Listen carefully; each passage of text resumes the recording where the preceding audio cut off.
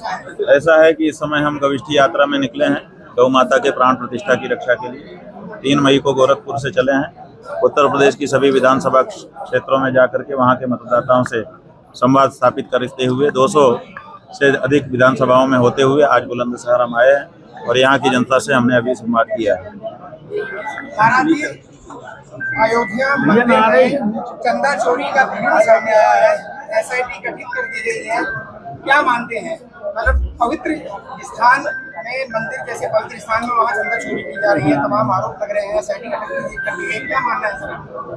बात यह है कि जिस समय संतों के, आचार्यों के, शंकराचार्यों, रामान्य वैष्णवाचार्यों और अखाड़ों के प्रमुखों के ट्रस्ट को हटाकर विश्वस्त लोगों का, अपने कार्यकर्ताओं के ट्रस्ट का निर्माण किया गया था।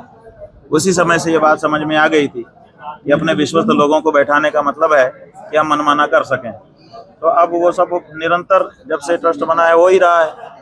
अब चोरी की घटनाएं भी सामने आ रही हैं। अब बताइए, गोबर में से लाखों रुपए निकल रहे हैं। ये सब क्या बताता है? धर्म के जगह को पहले तो आपने व्यापारिक केंद्र बनाया, अब वहाँ पर चोरी की घटनाएं भी सुनाई दे रही हैं। इनसे पता चलता है कि धर्म के मामले में बहुत बड़ा धंधा होने लगा है और जो धंधेबाज हैं वही धार्मिक बन करके धर्म स्थानों पर काबिज होते चले जा रहे हैं। सरकार के 12 साल पूरे हुए हैं और देश के एक शंकराचार्य सड़क पर है। बात यह है कि केंद्र की सरकार अपना कार्यकाल पूरा कर रही है। देखिए, कार्यकाल कितना लंबा था ये महत्वपूर्ण नहीं होता है। कार्यकाल में कार्य कौन से ऐसे हो गए जिनसे लोगों का कल्याण हुआ, ये महत्वपूर्ण होता है। तो आप अगर लंबाई कार्यकाल की दिखा करके अपनी मूछ तरेर रहे हैं तो उतना अच्छा नहीं है। ज्यादा अच्छा होता है कि छोटा कार्यकाल होता लेकिन काम जोरदार होता है। महाराज जी, आप पे तमाम तरह के आरोप लगे, उसके बाद में वो आरोप खुश, जिस तरह से कहिएगा कि खुश साबित हुए, तो क्या मकसद मंशा क्या थी आरोप लगाने वालों के? ऐसा है कि अब तो सब कुछ साफ हो चुका है, आपने देख ही लिया है। क्योंकि कोर्ट का निर्देश है कि उस बारे में, मुकदमे के बारे में ना बोला जाए, इसलिए हम नहीं बोल रहे हैं। लेकिन एक जो सिविल सोसाइटी की कमेटी बनी थी जांच के लिए, पूर्व CBI निदेशक नागेश्वर राव जी की अध्यक्षता में, उसने पहले ही रिपोर्ट दे दी थी कि ये उत्तर प्रदेश राज्य का प्रेरित कराया गया कार्य है, तो प्रायोजित कार्य है।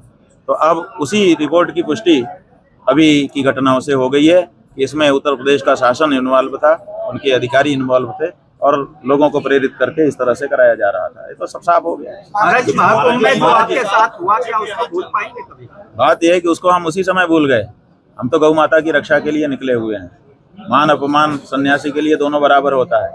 हम वहाँ पर जो 10 दिन बैठे थे वो इन बटुकों के लिए बैठे थे कि ये इनकी जो चोटी है, ये सनातन धर्म की ध्वजा है, इसका अपमान हुआ था। तो हम कह रहे थे कि इनसे क्षमा मांग लो ताकि इनका कोप ना हो। हमारी व्यक्तिगत तो हम क्या मान, हमारे लिए क्या अपमान। हम तो मृतक तुल्य होते हैं सन्यासी, उनका कोई मान अपमान नहीं होता। इसलिए हमने स्वयं उसको बुला दिया। लेकिन जो सनातन धर्मी है उनको सदियों याद रहेगी वो घटना।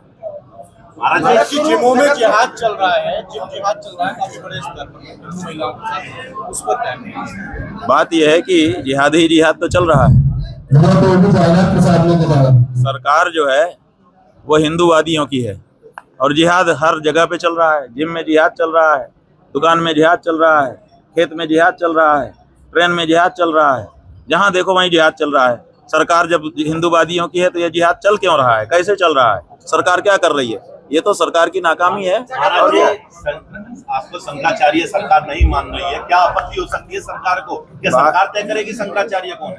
बात यह है कि सरकार का काम ये नहीं है कि वो शंकराचार्य तय करे, लेकिन अगर वो कर रही है और हमको नहीं मान पा रही है तो इसीलिए क्योंकि वो चाहती है कि उसका कोई चापलूस व्यक्ति हो, जो वो चाहे वही कहे। तो हम तो धर्मशास्त्र के चापलूस हैं, धर्मशास्त्र जो कहेगा वही कहेंगे, इसीलिए वो हमको कभी नहीं स्वीकार कर सकते। जगत गुरु रामभद्राचार्य जी ने आपकी प्रशंसा की, आपकी जो तपस्या की प्रशंसा की है कि उनके तपस्या के सामने तमाम भ्रष्टाचार, तमाम जो है षड्यंत्रकारी वो फेल हो गए और उनकी भक्ति काम।